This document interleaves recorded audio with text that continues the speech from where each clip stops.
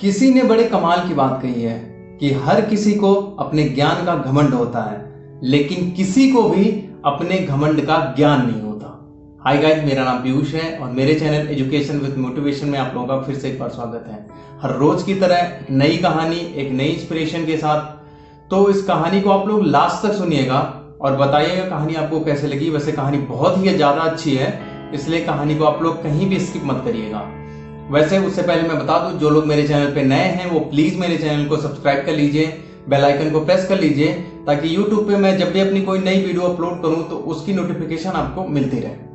तो आइए कहानी शुरू करते हैं। एक आदमी जिसकी दुकान होती है सोने चांदी की, उसकी दुकान बहुत अच्छी चलती है, बहुत ज्यादा बिक्री होती है, लेकिन एक टाइम ऐसा आता है कि उसकी दुकान पे जो है माल बिकना बंद हो जाता है, उसका सामान कोई नहीं खरीदता, उसकी स्थिति खराब होती चली जाती है। उसकी फैमिली में उसका बेटा होता है, उसकी वाइफ होती है। कंडीशन इतनी ज्यादा खराब हो जाती है कि उसको अपनी दुकान बेचनी पड़ती है। एक टाइम ऐसा भी आता है उसके पास खाने के लिए पैसे भी नहीं होते। इस सदमे में आके वो जो दुकानदार होता है उसकी तबीयत खराब हो जाती है और कुछ दिन के बाद उसकी मौत हो जाती है। अब उसकी माँ के ऊपर सारा जो खर्चा होता है घर का उसकी माँ के ऊपर आ जाता है, क्योंकि बच्चा जो होता है वो अभी छोटा होता है। एक दिन उसकी माँ अपने बच्चे से कहती है कि बेटा, उसकी माँ के पास एक हार होता है और वो अपने बच्चे को देके कहती है कि बेटा इसको ले जाओ और जो पापा के दोस्त हैं उनकी दुकान पे इसको बेच के आओ, इससे कुछ पैसा मिलेगा, उससे फिर हम लोग घर का खर्चा चलाएंगे। वो लड़का वो हार लेकर के चाचा जी के पास जाता है, जो उसके चाचा लगते हैं, पापा के दोस्त होते हैं। वहां जाता है तो जब चाचा उसके जो पापा के दोस्त होते हैं जब वो हार देखते हैं तो इस लड़के से कहते हैं कि बेटा अभी जो है इसका जो भाव है काफी मंदा है, अभी आप इसको मत बेचो, अभी इसको आप घर पे रख लो, जब इसका भाव चढ़ेगा तो मैं आपको खुद बता दूंगा, आप लाके इसको बेच देना। इसके बाद चाचा जी उसको कुछ पैसे देते हैं और उससे कहते हैं कि कल से तुम दुकान पे आ जाना काम करने के लिए। लड़का बड़ा खुश होता है, घर जाता है, माँ को सारी बात बताता है। अगले दिन से वो लड़का चाचा जी की दुकान पे आने लगता है, काम करने लगता है। जो चाचा जी की दुकान होती है वो भी सोने चांदी की होती है। तो लड़का जब वहां पे काम करता है तो उसको धीरे धीरे सोने चांदी की परख होने लगती है। वो 6 महीने में इतने अच्छे से काम को सीख लेता है कि उसको सोने चांदी हीरे जवाहरात सबकी परख हो जाती है। एक दिन उसके चाचा जी कहते हैं कि बेटा वो जो हार आप लेके आए थे बेचने के लिए, अब उसको ले आओ, बेच दो, क्योंकि अब भाव चढ़ गया है, अब आपको उसके अच्छे पैसे मिल जाएंगे।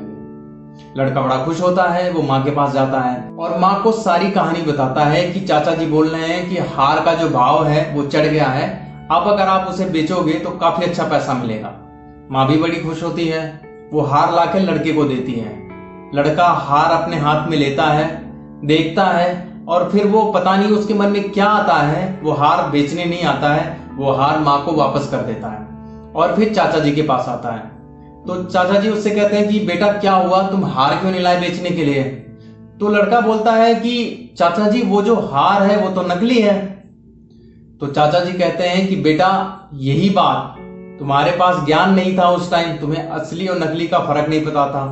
अगर उस टाइम मैं तुमसे ये कहता कि ये तुम्हारा जो हार है वो नकली है तो तुमको बुरा लगता, तुमको ये लगता कि तुम्हारी कंडीशन जो है, स्थिति अभी खराब है, उसमें मैं भी तुमसे झूठ बोल रहा हूं कि हार तुम्हारा नकली है।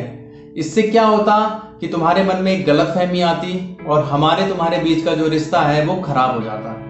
इसीलिए मैंने उस दिन कुछ नहीं कहा, मुझे पता था एक दिन तुम जरूर समझोगे, समझदार बनोगे, ज्ञान आएगा तुम्हारे अंदर कि क्या असली है और क्या नकली है, उसकी पहचान हम कैसे करेंगे, इसलिए मैंने तुमको अपनी दुकान पे रखा था। तो दोस्तों, आधी अधूरी जानकारी हमेशा खतरनाक होती है। आधी जानकारी से अच्छे अच्छे रिश्ते टूट जाते हैं, अच्छे अच्छे रिश्तों के बीच में दीवार खड़ी हो जाती है। तो कोई भी चीज अगर आपको कोई डिसीजन लेना है तो उसको अच्छे से सोचिए, देखिए, परखिए, उस पर विचार कीजिए, तब जाके आप किसी डिसीजन पे पहुंचिए, तभी आपका जो रिश्ता है वो लंबे समय तक टिका रहेगा। तो गाइस, कहानी कैसे लगी? आई होप आपको अच्छी लगी होगी। अगर अच्छी लगी होगी तो कमेंट सेक्शन में प्लीज बताइएगा।